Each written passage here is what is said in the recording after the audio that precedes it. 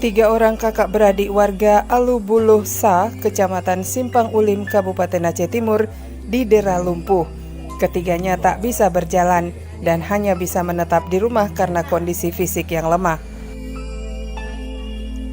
Tidak hanya masa depan, tapi juga waktu bermain bersama teman-temannya sirna seketika. Ketiganya mereka hanya bisa pasrah menerima takdir. Mereka tak bisa berbuat apa-apa. Semua aktivitas harus bergantung pada bantuan orang lain. Anak dari pasangan Husaini dan Nur Hadi ini mengalami lumpuh saat berusia 7 tahun. Secara kebetulan ketiga putranya lumpuh saat berusia 7 tahun dan 8 tahun. Kini ketiganya tetap